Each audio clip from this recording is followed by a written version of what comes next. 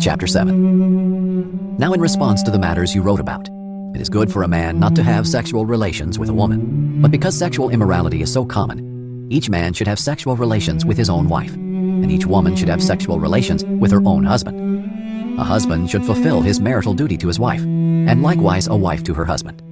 A wife does not have the right over her own body, but her husband does. In the same way, a husband does not have the right over his own body, but his wife does.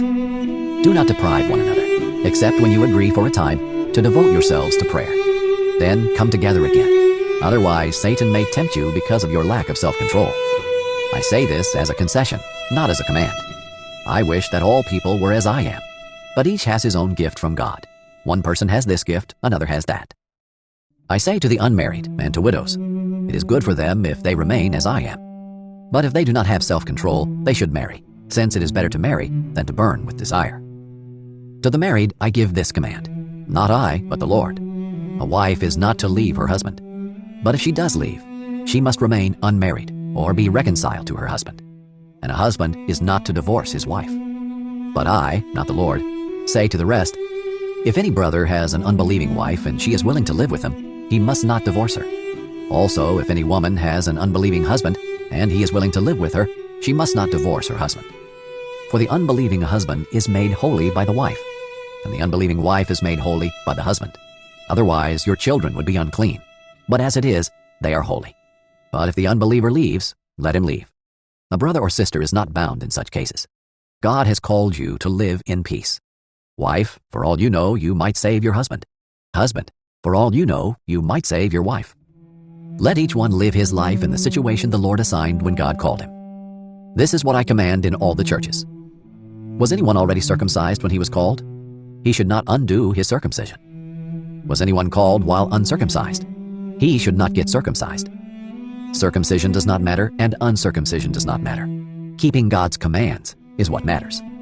Let each of you remain in the situation in which he was called. Were you called while a slave? Don't let it concern you. But if you can become free, by all means, take the opportunity.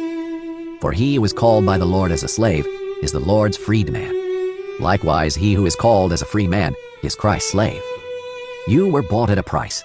Do not become slaves of people. Brothers and sisters, each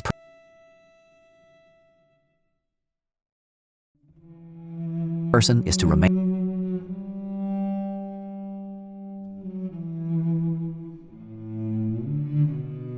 with God in the situation in which he was called. Now, about virgins, I have no command from the Lord, but I do give an opinion as one who by the Lord's mercy is faithful. Because of the present distress, I think that it is good for a man to remain as he is. Are you bound to a wife? Do not seek to be released. Are you released from a wife? Do not seek a wife. However, if you do get married, you have not sinned, and if a virgin marries, she has not sinned. But such people will have trouble in this life, and I'm trying to spare you. This is what I mean, brothers and sisters. The time is limited. So from now on, those who have wives should be as though they had none.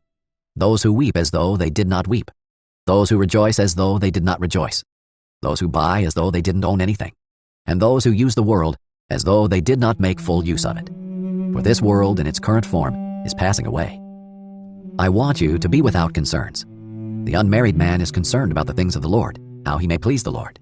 But the married man is concerned about the things of the world, how he may please his wife, and his interests are divided. The unmarried woman or virgin is concerned about the things of the Lord, so that she may be holy both in body and in spirit. But the married woman is concerned about the things of the world, how she may please her husband. I am saying this for your own benefit, not to put a restraint on you, but to promote what is proper, and so that you may be devoted to the Lord without distraction. If any man thinks he is acting improperly toward the virgin he is engaged to, if she is getting beyond the usual age for marriage, and he feels he should marry, he can do what he wants. He is not sinning. They can get married. But he who stands firm in his heart, who is under no compulsion, but has control over his own will, and has decided in his heart to keep her as his fiancée, will do well. So then he who marries his fiancée does well, but he who does not marry will do better. A wife is bound as long as her husband is living. But if her husband dies, she is free to be married to anyone she wants, only in the Lord. But she is happier if she remains as she is, in my opinion. And I think that I also have the Spirit of God. Chapter 8. Now about food sacrificed to idols. We know that we all have knowledge. Knowledge puffs up, but love builds up. If anyone thinks he knows anything, he does not yet know it as he ought to know it. But if anyone loves God, he is known by him. About eating food sacrificed to idols then.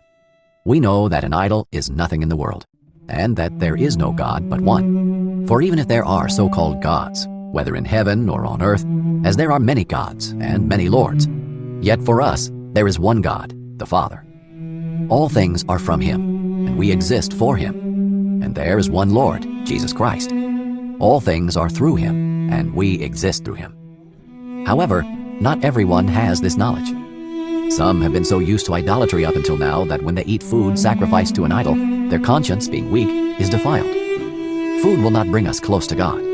We are not worse off if we don't eat, and we are not better if we do eat. But be careful that this right of yours in no way becomes a stumbling block to the weak. For if someone sees you, the one who has knowledge, dining in an idol's temple, won't his weak conscience be encouraged to eat food offered to idols? So the weak person, the brother or sister for whom Christ died, is ruined by your knowledge. Now, when you sin like this against brothers and sisters and wound their weak conscience, you are sinning against Christ. Therefore, if food causes my brother or sister to fall, I will never again eat meat, so that I won't cause my brother or sister to fall.